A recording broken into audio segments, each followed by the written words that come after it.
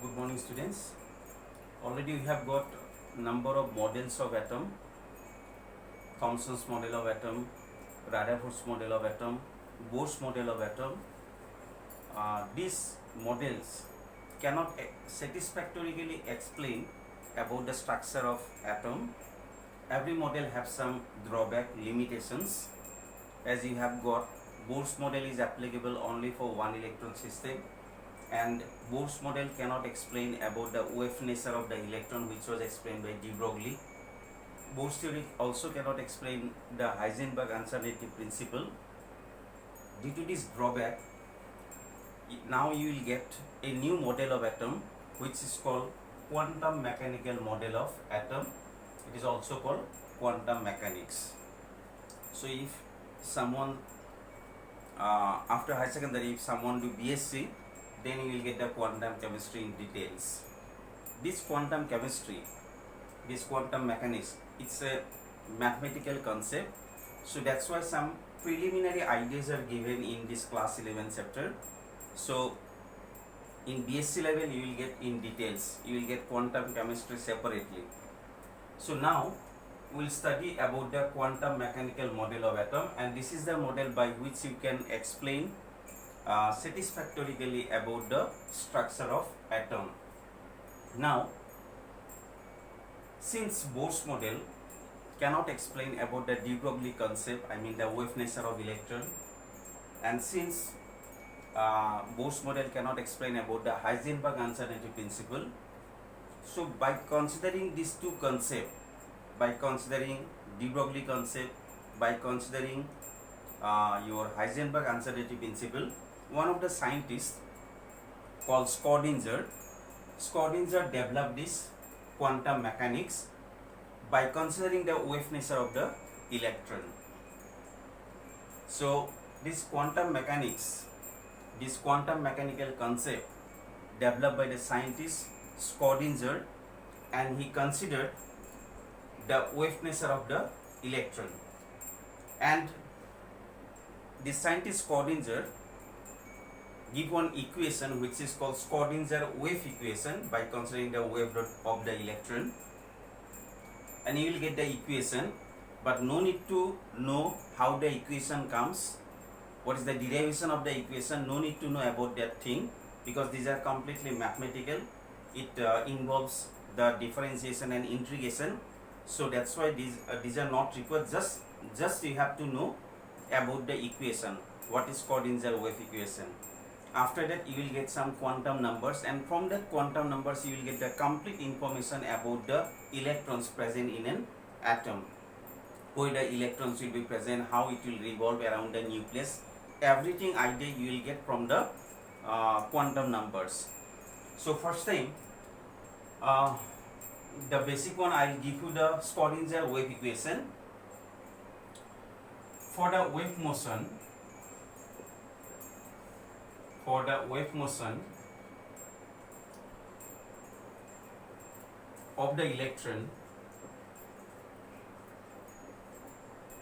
the electron, Schrödinger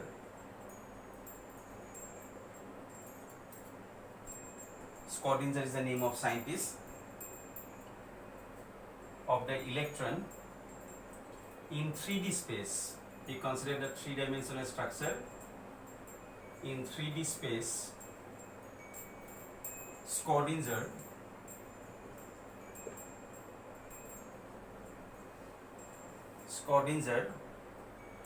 put forward an equation,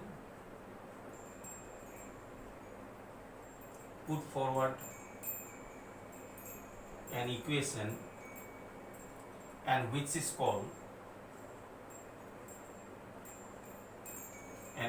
called Schrödinger wave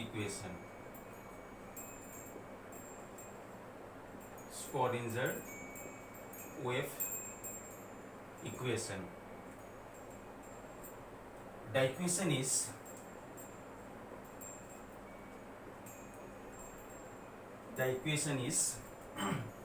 d square psi by dx square plus d square psi by dy square. This symbol is called psi symbol.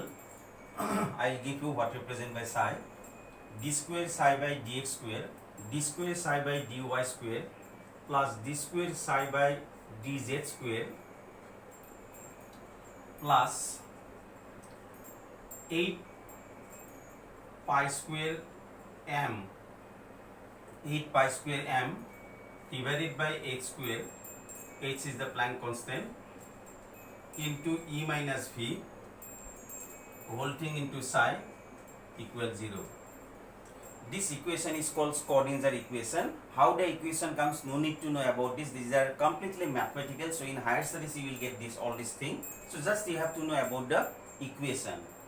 So this equation developed by Schrodinger, and by considering the wave nature of electron, he put forward this equation, and this equation is called Schrodinger wave equation. Here psi is the amplitude of the wave,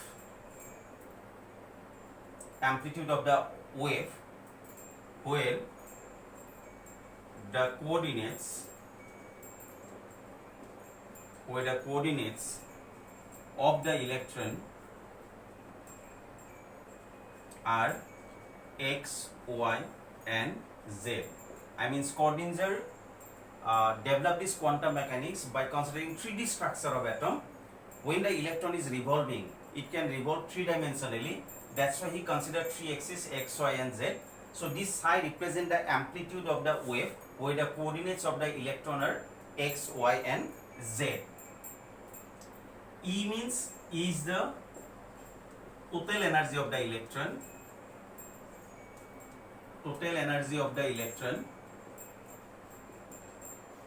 and V is the potential energy, and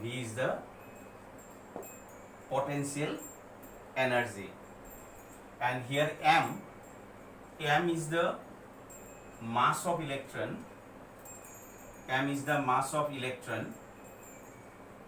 which you know 9.1 into 10 raw minus 31 kg, and h is Planck constant.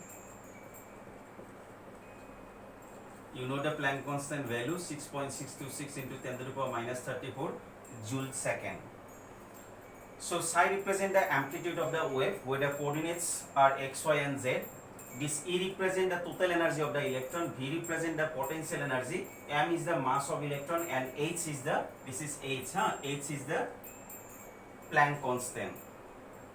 Now what represent by d square psi by dx square? You will get later in mathematics. D psi by dx, if you write like this is called derivative of psi with respect to x-axis. D psi by dy, it represents derivative of psi with respect to y-axis, like that. When you do d square psi by dx square, this is called second derivative of psi with respect to x-axis. Similarly, d square psi by dy square, second derivative of psi with respect to y-axis, like that.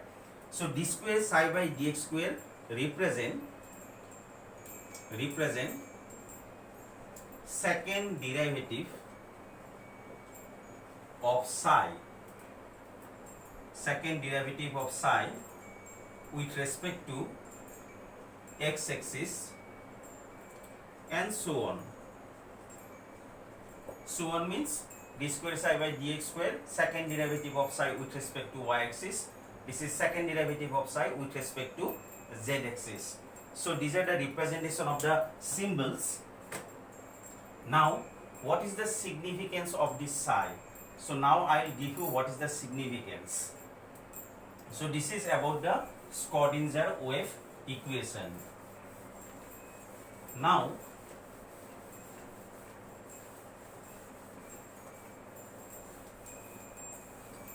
I will give you the significance of psi. This is important. Significance of psi. Psi represent, as you have got, psi represent the wave function. The wave function psi for an electron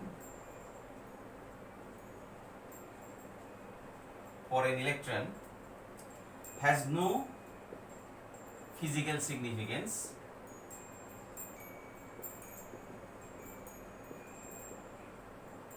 It has not any physical significance, but the square of psi, that is psi square, gives the probability of finding the electron at a point. This is the significance of psi square. Actually, psi has no significance, but psi square has the significance. And the 3D space where the probability of finding the electron is maximum, that is called an atomic orbital. Now we will get the concept of orbital. Thank you.